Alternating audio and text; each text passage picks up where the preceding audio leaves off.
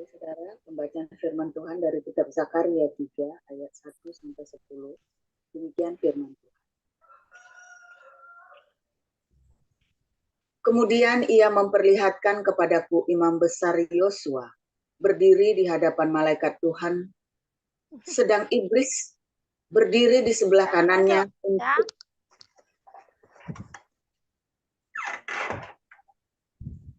untuk mendakwa dia. Lalu berkatalah malaikat Tuhan kepada iblis itu, Tuhan kiranya menghardik engkau, hai iblis. Tuhan yang memilih Yerusalem, kiranya menghardik engkau. Bukankah dia ini puntung yang telah ditarik dari api? Adapun Yosua mengenakan pakaian yang kotor waktu dia berdiri di hadapan malaikat itu, yang memberikan perintah kepada orang-orang yang melayaninya. Tanggalkanlah pakaian yang kotor itu daripadanya. Dan kepada Yosua ia berkata, lihat, dengan ini aku telah menjauhkan kesalahanmu daripadamu. Aku akan mengenakan kepadamu pakaian pesta. Kemudian ia berkata, taruhlah serban tahir pada kepalanya. Maka mereka menaruh serban tahir pada kepalanya dan mengenakan pakaian kepadanya, sedang malaikat Tuhan berdiri di situ. Lalu malaikat Tuhan itu memberi jaminan kepada Yosua. Katanya, beginilah firman Tuhan semesta alam. Apabila engkau hidup menurut jalan yang kutunjukkan dan melakukan tugas yang kuberikan kepadamu, maka engkau akan memerintah rumahku dan mengurus pelataranku, dan aku akan mengizinkan engkau masuk ke antara mereka yang berdiri melayani di sini. Dengarkanlah, hai imam besar Yosua, engkau dan teman-temanmu yang duduk di hadapanmu, sungguh kamu merupakan suatu lambang. Sebab sesungguhnya aku akan mendatangkan hambaku, yakni Sang Tunas. Sebab sesungguhnya permata yang telah kuserahkan kepada Yosua, satu permata yang bermata 7, sesungguhnya aku akan mengukirkan ukiran di atasnya. Demikianlah firman Tuhan semesta alam, dan aku akan menghapuskan kesalahan negeri ini dalam 1 hari saja. Pada hari itu, demikianlah firman Tuhan semesta alam, setiap orang daripadamu akan mengundang temannya duduk di bawah pohon anggur dan di bawah pohon ara. Ya, Demikian. silakan Bu Lucy, lanjutkan. Baik, Pak Peng. Saya lanjutkan pembacaan firman Tuhan terambil dari 2 Korintus 12 ayat 1 sampai 21. Aku harus bermegah, sekalipun memang hal itu tidak ada faedahnya. Namun demikian, aku hendak memberitakan penglihatan-penglihatan dan penyataan-penyataan yang kuterima dari Tuhan.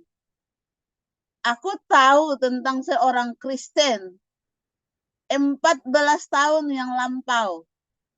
Entah di dalam tubuh, aku tidak tahu. Entah di luar tubuh, aku tidak tahu. Allah yang mengetahuinya. Orang itu tiba-tiba diangkat ke tingkat yang ketiga dari sorga. Aku juga tahu tentang orang itu. Entah di dalam tubuh, entah di luar tubuh. Aku tidak tahu. Allah yang mengetahuinya. Ia tiba-tiba diangkat ke Firdaus dan ia mendengar kata-kata yang tak terkatakan, yang tidak boleh diucapkan manusia. Atas orang itu, aku hendak bermegah, tetapi atas diriku sendiri, aku tidak akan bermegah, selain atas kelemahan-kelemahanku. Sebab, sekiranya aku hendak bermegah juga, aku bukan orang bodoh lagi, karena aku mengatakan kebenaran. Tetapi, aku menahan diriku, supaya jangan ada orang yang menghitungkan kepadaku lebih daripada yang mereka lihat padaku atau yang mereka dengar daripadaku. Dan supaya aku jangan meninggikan diri karena penyataan-penyataan yang luar biasa itu, maka aku diberi suatu duri di dalam dagingku, yaitu seorang utusan iblis untuk mengocoh aku, supaya aku jangan meninggikan diri. Tentang hal itu, aku sudah 3 kali berseru kepada Tuhan, supaya utusan iblis itu mundur daripadaku. Tetapi jawab Tuhan kepadaku, cukuplah kasih karuniaku bagimu, sebab justru dalam kelemahan kuasaku menjadi sempurna. Sebab itu, lebih suka aku bermegah atas kelemahanku, supaya kuasa Kristus turun menaungi aku. Karena itu, aku senang dan rela di dalam kelemahan, di dalam siksaan, di dalam kesukaran, di dalam penganiayaan dan kesesakan oleh karena Kristus. Sebab jika aku lemah, maka aku kuat. Sungguh aku telah menjadi bodoh, tetapi kamu yang memaksa aku. Sebenarnya aku harus kamu puji, karena meskipun aku tidak berarti sedikit pun, namun di dalam segala hal aku tidak kalah terhadap rasul-rasul yang luar biasa itu. Segala sesuatu yang membuktikan bahwa aku adalah seorang rasul telah dilakukan di tengah-tengah kamu, dengan segala kesabaran oleh tanda-tanda, mujizat-mujizat, dan kuasa-kuasa. Sebab dalam hal manakah kamu dikebelakangkan dibandingkan dengan jemaat-jemaat lain? Selain daripada dalam hal ini, yaitu bahwa aku sendiri tidak menjadi suatu beban kepada kamu. Maafkanlah ketidakadilanku ini. Sesungguhnya sekarang sudah untuk ketiga kalinya aku siap untuk mengunjungi kamu. Dan aku tidak akan merupakan suatu beban bagi kamu. Sebab bukan hartamu yang kucari, melainkan kamu sendiri. Karena bukan anak-anak yang harus mengumpulkan harta untuk orang tuanya, melainkan orang tualah untuk anak-anaknya. Karena itu, aku suka mengorbankan milikku, bahkan mengorbankan diriku untuk kamu. Jadi, jika aku sangat mengasihi kamu, seakan aku semakin kurang dikasihi, baiklah, aku sendiri tidak merupakan suatu beban bagi kamu. Tetapi, kamu katakan dalam kelicikanku, aku telah menjerat kamu dengan tipu daya. Jadi, pernahkah aku mengambil untung daripada kamu oleh seorang dari antara mereka yang kuutus kepada kamu? Memang aku telah meminta Titus untuk pergi dan bersama-sama dengan dia. Aku mengutus saudara yang lain itu. Adakah Titus mengambil untung daripada kamu? Tidakkah kami berdua hidup menurut roh yang sama? Dan tidakkah kami berlaku menurut cara yang sama? Sudah lama agaknya kamu menyangka bahwa kami hendak membela diri di depan kamu. di hadapan Allah dan demi Kristus kami berkata, semuanya ini saudara-saudaraku yang kekasih terjadi untuk membangun iman kamu. Sebab aku khawatir bahwa apabila aku datang, aku mendapati kamu tidak seperti yang kuinginkan. Dan kamu mendapati aku tidak seperti yang kamu inginkan. Aku khawatir akan adanya perselisihan, iri hati, amarah, kepentingan diri sendiri, fitnah, bisik-bisikan, keangkuhan, dan kerusuhan. Aku khawatir bahwa apabila aku datang lagi, Allahku akan merendahkan aku di depan kamu. Dan bahwa aku akan berduka cita terhadap banyak orang yang di masa yang lampau berbuat dosa dan belum lagi bertobat dari kecemaran, percabulan, dan ketidaksopanan yang mereka lakukan. Demikian pembacaan firman Tuhan. Terima kasih, Tuhan Yesus memberkati. Iya, Terima kasih, terima Pak kasih Abel. untuk para lektor, Bu Lucy dan Ibu Neliana. Kita akan mendengarkan renungan firman Tuhan pagi hari ini dengan judul Israel difitnah. Silakan Pastor Paul.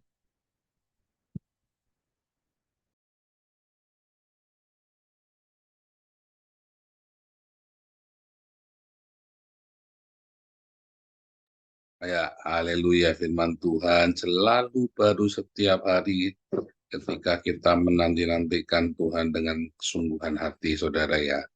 Saudara, hari-hari ini kita selalu melihat pertunjukan sandiwara di depan mata kita, saudara ya.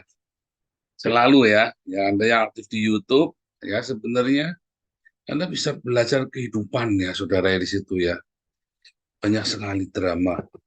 Saudara, saya kadang-kadang gregetan ya ngeliat drama ini lebih jahat daripada sinetron Indonesia, saudara ya.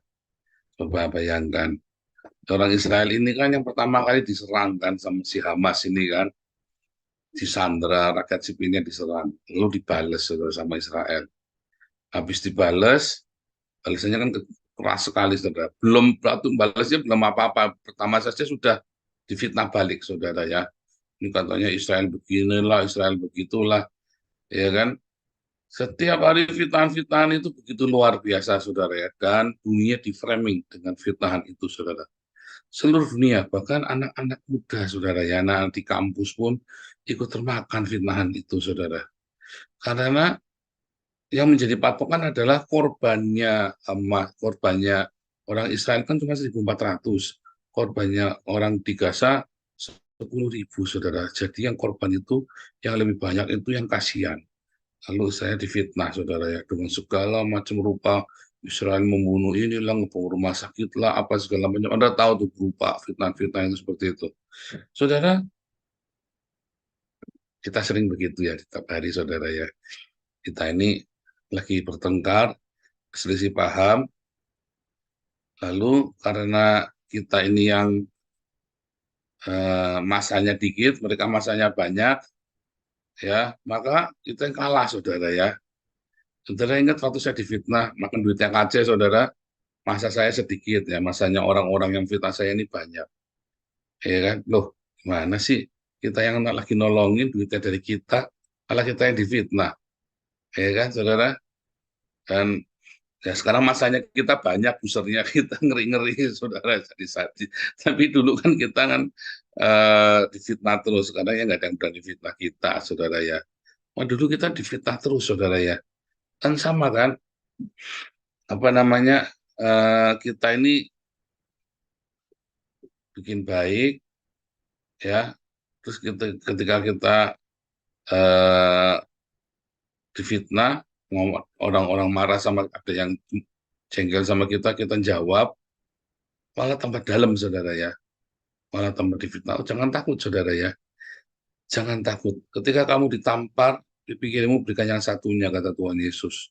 Itu ambil dari ratapan, saudara ya. Dari ratapan, bahwa kalau kamu ditampar, berikanlah pipimu kepada orang yang menamparmu, katanya kan, di ratapan itu.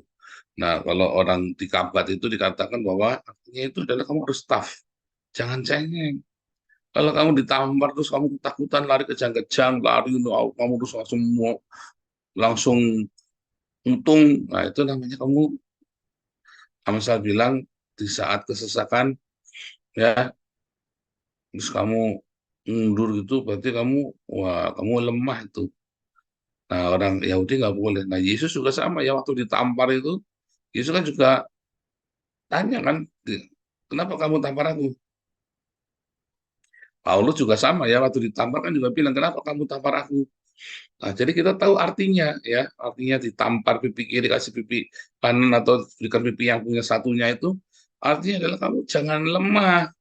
Sekalipun itu adalah benar-benar fitnahan buat kamu, sekalipun itu adalah satu tindakan yang menyakitkan kamu, kamu jangan lemah. Oh, banyak orang terus mutung ya, saudara, kalau habis difitnah atau dikeroyok atau merasa merasa dizolimi. Oh, sudahlah, mutung aja lah, mutung, mutung, mutung. Siapa yang suka begitu, saudara? Waduh, banyak, saudara ya. Wah,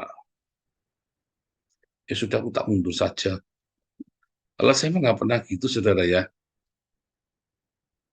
Kecuali ya orang-orang ramai nyuruh saya mundur. Tetapi itu pun nanti dulu. Kenapa?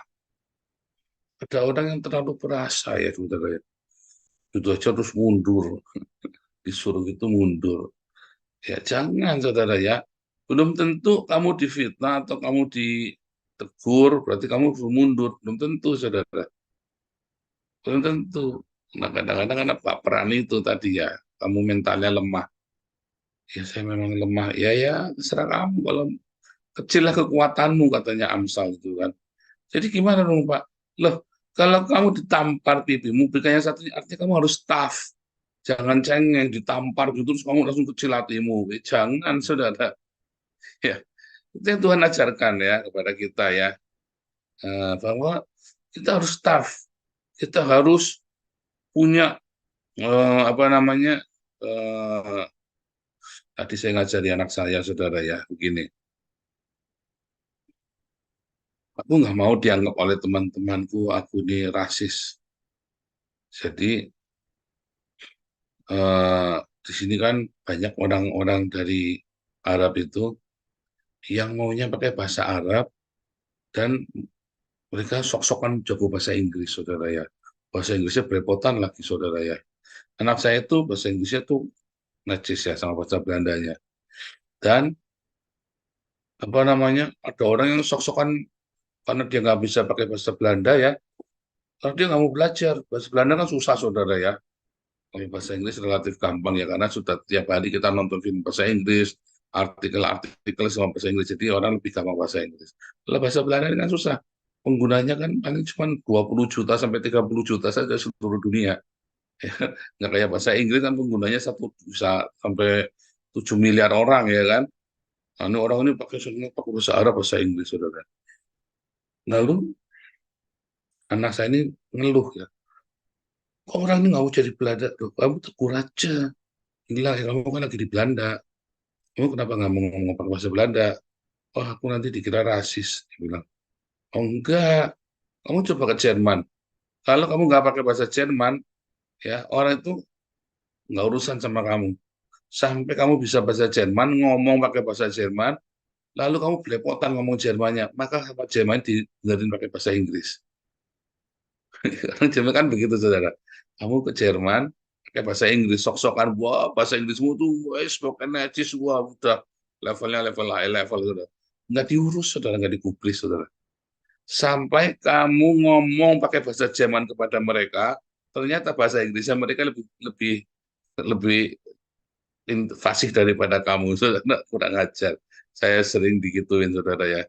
Ternyata dia bahasa Inggrisnya malah lebih mantap daripada saya, saudara ya. Saya ngomong pakai bahasa Inggris sama dia nggak digubris. Begitu saya ngomong Entschuldigung, eh, baru dia ya, baru ya, kampret. Nah memang begitu, saya kadang-kadang kalau di Jerman itu, tapi untung ya, saudara ya. Ngapalin, pokoknya ngapalin pengantar sama eh, kalimat tanya pertama kali. Ya, eh, baru, saudara ya, kalau sudah Nah, saudara, sama anak saya dibilang gitu ya. Nanti saya dikasih jangan. Ya, ini negara Belanda, negara kita. Orang di sini harus ikutin aturannya di sini.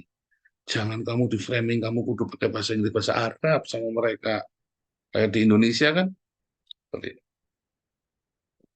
di Indonesia ini kan, Anda kan di framing kan, harus bisa bahasa Arab kan, bahkan orang-orang Tionghoanya pun harus, kalau saya kadang-kadang kalau ngeliat orang-orang mualaf ini antum anak begitu ya. Ini orang Agustan dulu ya, saudara Agustan si siapa Hani Christian. Wah, ini ada Cina Bleduk Cunguredawa nih. Saya bilang kan begitu, Cina Bleduk Cunguredawa. Orang Cina tapi ngomongnya Arab. Kamu bahasa orang Cina ngomong Cina nggak bisa, malah kamu ngomong Arab. Nah, kan gitu saudara ya. Antum anak gitu ya. Saya kadang-kadang enak ya dengarnya ya saudara ya. Nah, itu ya. Anda akhirnya dipaksa ngomong bahasa Arab. Akhirnya sekarang ya budayanya Indonesia jadi budaya Arab. Orang Cina yang harusnya ngerayain Imlek jadi ngarab saudara. Ya kan? Dan itu yang terjadi di hari-hari ini, saudara kan. Saya bilang, kamu jangan mau di framing, saya bilang sama anak saya kan. Jangan mau di framing, kamu begitu. Biar kalau itu kan benar, kalau kamu yakin benar, jangan mau dikendalikan orang. Karena kamu sungkan, takut orang ngatain kamu demikian. Jangan, nggak boleh. Kamu lihat orang-orang Belanda, dia direct, ya. Bahkan ada orang-orang, saya kan ada kumpul sama orang-orang Iran, saya orang dari Indonesia gitu ya. Terus saya belajar sungguh-sungguh bahasa Belanda, saudara ya. Sehingga saya kalau ngomong di sini, anak saya semua necis bahasa Belandanya. Orang-orang Iran ini kan susah, saudara ya. Dia bisa bahasa Inggris aja udah bagus. Lalu orang ini bilang, kenapa kamu nggak seperti Paul bisa bahasa Belanda? Kamu kan kalau bisa bahasa Belanda enak, kita bergaul semuanya. Kamu, ya bahasa Inggris saja cukup. Loh, kok bahasa Inggris cukup? Kamu kan tinggal di Belanda, kamu harus bisa bahasa Belanda. Dia bilang begitu, saudara. Nah, bilangin kayak itu, kamu ingat nggak? Si Peter dulu ngomongin, kamu harus ngomong bahasa Belanda. Gitu, saudara ya. Jadi, jangan mau di-framing orang. Terus kalau kamu yakin kamu benar, yakin tahu kamu benar, ya, kamu jangan jangan terus kamu mutung kalau dikasih tahu orang bahwa kamu salah. Anggap nggak? Kita yakin kita benar, tapi terus orang ngasih tahu kita, kamu salah. Terus mutung, saudara ya. Nah, ya jangan. Kamu harusnya ngasih tahu yang salah itu. Anda lihat ya, kalau ada yang ngajari saya sok-sokan di komentarnya itu ada salah, bilang, tak jawab sama saya, kamu salah. Kamu belajar lagi yang benar. Ya kan ada orang sok-sokan ngajarin saya kan, saudara kan? Gimana sih kamu? Nah, tetapi masalahnya, kamu harus yakin dulu kamu itu benar, saudara. Kamu tuh harus yakin dulu kamu itu benar, terus kamu ngomong, enggak, kamu salah loh. Sebab kalau kamu nggak yakin kamu benar, dan kamu belum tentu benar, lalu kamu ngatain orang lain salah, itu namanya pian-pian, saudara. Namanya kamu ndab-ndab, stubborn, bebal, nggak tahu diri. Lah kamu salah, ngatain orang salah. Ya persis apa, saudara? Persis Retno sama Jokowi, saudara. Ya kan? Mereka salah, ngatain orang lain salah. Ya kan? Pian-pian namanya orang Indonesia ini, saudara kan? Pemerintah Indonesia ini pian-pian namanya ya. Dablek, stubborn, saudara. Iya kan, kalau orang bilang orang-orang Belanda kopah itu ya katanya si Setia Novanto itu ya kopah saudara ya. Dia salah ngatain orang salah saudara. Oh ini saudara ya. Nah, ini televisi Indonesia Haikal Hasan salah ngatain orang salah. Dia nggak ngerti sejarahnya saudara ya. Waduh, nah itu jangan sampai begitu. Makanya wawasan itu harus dibuka yang luas saudara. Membuka wawasan kita belajar. Jangan cuma agama doang, saudara ya. Coba Anda lihat, saya ini apa namanya pastor, saudara ya. Saya belajar teologi ya. Tapi apakah saya melulu teologi ya sehingga saya kelihatan orang kan nggak kelihatan saya pastor, saudara, ya kan? Tetapi kan kita bikin banyak hal dibanding orang-orang yang nampaknya pendeta sejati, ya kan? Wah, tetapi mobilnya mewah limpah, saudara, yang mewah, hartanya gila-gila, ginjling-ginjling, wadahnya melambai-lambai, alisnya, saudara ya. Ya, saya sama istri saya nggak kelihatan jadi pendeta yang begitulah. Ya, tetapi kita memperkaya banyak orang, saudara. Ya kan, difitnah-fitnah segala macam. Aduh, masa bodoh, saudara ya. Mau difitnah, mau dia apa, emang gua pikirin. Ya kan? Ya kan, orang mau fitnah mau apa, nggak usah dipikir, saudara. Kita sudah, kenapa, saudara? Karena saya mantap, saya tahu saya melakukan yang benar. Saya tahu apa yang saya lakukan, saudara. Coba bayangin seluruh dunia pun. Ya saya bilang, ya kemarin saya bilang ya cuma si ceker babi satu, si debitur satu. Nambah lagi tidak berasa buat saya, saudara ya. Lawan seluruh Indonesia saya lawan kok. Saya yang benar, kalian semua salah. Ya. Tetapi saya tahu saya benar, saudara. Nah, kalau kita tahu kita benar, seluruh dunia pun kita lawan, saudara. Kalau kita yakin kita benar, Anda jangan mau dibelokkan. Tapi balik lagi, kamu harus yakin dulu, kamu harus tahu benar bahwa kamu benar. Nah, dari mana kita tahunya kalau kita benar? Dari firman Tuhan. Karena ya kalau orang Islam mau jadi orang benar, dia kudu ngarang-ngarang, comot dari Buddha, comot dari Yesus, comot dari Paulus, comot dari Konfusius, ya kan? Comot dari siapa namanya? Dari si Aristoteles, comot dari Dante, comot dari, baru dia benar, saudara. Sebab kalau orang Islam ngikutin Al-Qur'annya, ya dia bakal jadi on. Tetapi kalau orang Kristen, kamu lepas dari Alkitab, malah kamu copot filosof ini, filosof itu, segala macam, kok malah jadi orang nggak benar. Setialah orang Kristen untuk menjadi benar harus setia kepada yang tertulis. Orang Islam buat jadi benar, jangan baca Al-Quran. Sebab kalau dia jadi baca Al-Quran, tekan tombol edannya, saudara ya, Allah bubar itu ya, maka bubarlah otaknya, saudara. Tapi kita orang Kristen, kalau mau benar harus setia kepada yang tertulis. Kemarin sudah diajari Pak Hari ya, bagaimana cara membaca firman Tuhan yang benar. Ya, saudara ya. Nah, kemudian kita belajar firman Tuhan yang benar. Maka kita kan jadi benar, saudara. Membuka wawasan kita.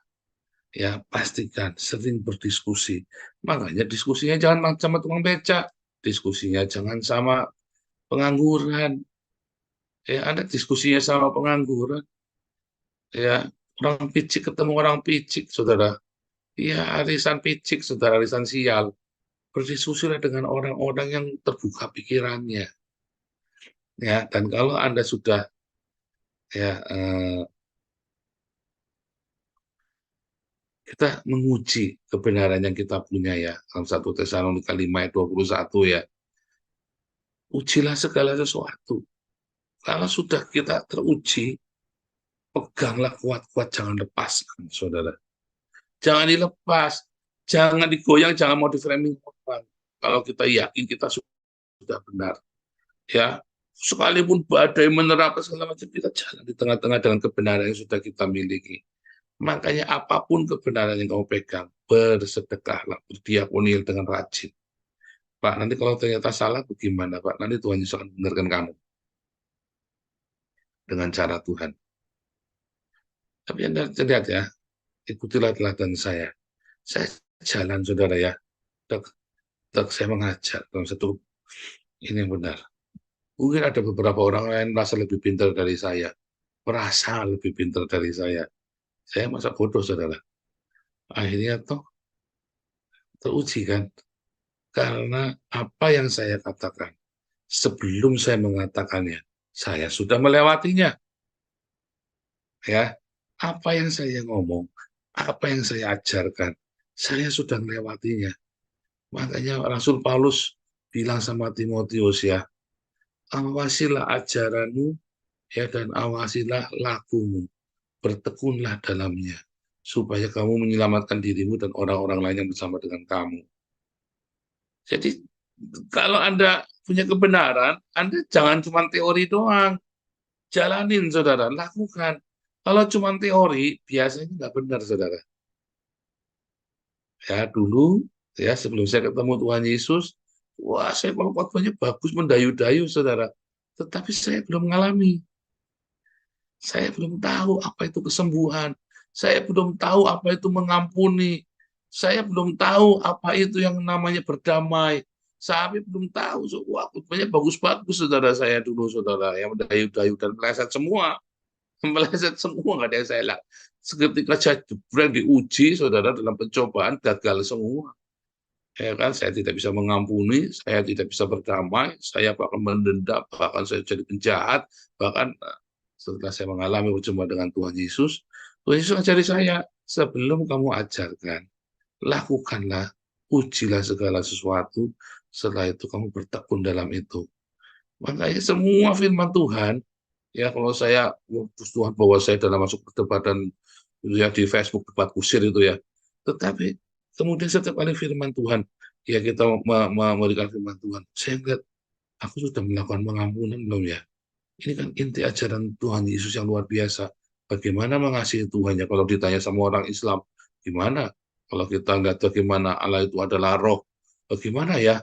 Nah, itu kan pergumulan itu kan kita ajarkannya, wah, mau menyembah dalam roh, saudara. Coba ikuti saya menyembah dalam roh. Wih, sandalawa, sontoloyo. Ya kan begitu, saudara. Nah, terus diikuti suatu sandalawas, ternyata sandalawas sontoloyo itu bikin kita sontoloyo beneran, saudara. Bukannya kitanya makin imannya dikuatkan, malah tambah ruwet, saudara. Padahal sandalawas sontoloyo terus. Makanya itu diuji, saudara, diuji. Akhirnya saya ngerti ternyata yang sandalawas sontoloyo itu nggak berarti apa-apa. Yang penting kita terus bertekun, ya saudara ya. Lakukan diakonia yang kencang, saudara. Dari situ pengalaman itu saya langsung, oh diakonia itu ya. Wah, mulai itu saya radikal, saudara ya, diakonia, saudara ya, kencang. Di situ mulai, saudara, saya mengalami terobosan dalam kehidupan, saudara ya. Wah, ngalamin breakthrough, saudara ya. Diakonia yang luar biasa itu. Bukan teori, saudara ya. Ada orang bilang, wah ini saya yang mulai diakonia di tempat saya dulu yang mulai diakonia. Ya, aduh, sebelum kamu itu, ya sebelum kamu ngomong, saya udah ngajari dari 2004 saya ketemu Tuhan Yesus. Dari awal saya ngalami pemulihan, saya sudah diakonia sendiri gila-gilaan, saudara ya. Saya dulu yang mulai. Orang ngeklaim, saudara ya. Ya kalau yang dulu mulai, kenapa sampai sekarang kamu berhenti? Kita masih, saudara ya. Katanya kamu dulu yang mulai, kok kamu tidak diakonia lagi sekarang? Ya kan?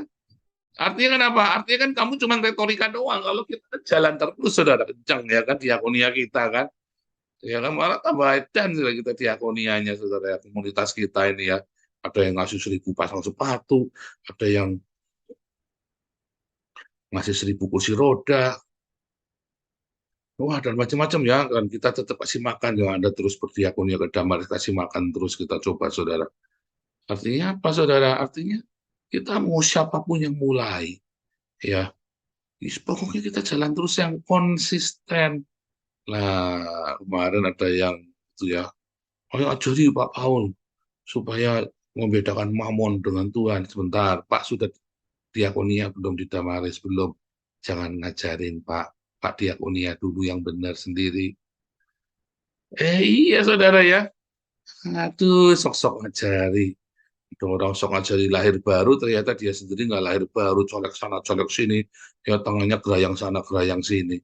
Aduh, pokoknya itu, saudara ya. Banyak orang sok-sok ngajarin di komunitas kita, ngajarin ini, ngajaran itu, akhirnya dia sendiri yang nggak beres, saudara. Iya kan, sok ngatur ini, sok ngatur itu, akhirnya dia sendiri yang mundur. Itu si cekar babi ya, ngatur sana, ngatur sini, ngatur sana, ngatur sini, nggak taunya mundur sampai Pak Hari jengkel banget, saudara ya. Udah nggak masuk hitungan. Iya, orang ngatur sana, ngatur sini, ngatur, nggak taunya mundur dia. Jangan, makanya kemarin beberapa orang pengurus yang terlalu keras saya bilang jangan. Kita sudah pengalaman yang begini. Akhirnya nanti kamu nggak tahan, mau ngerubah itu, akhirnya kamu mundur sendiri kan. Nah, jangan. Orang-orang itu yang sok radikal, sok ini kan Akhirnya mundur sendiri, kenapa nggak tahan? Akhirnya kan mau mengundurkan diri kan, wah itu mah sudah gampang ketebak, saudara, nggak usah pakai nabi, itu sudah ketebak. Makanya saya bilang nggak usah terlalu keras. Kita sama-sama jalanin, ya belajar sama-sama, nggak usah menghakimi, nggak usah saling menyalahkan. Nanti akhirnya kita ini kamu yang nggak tahan sendiri.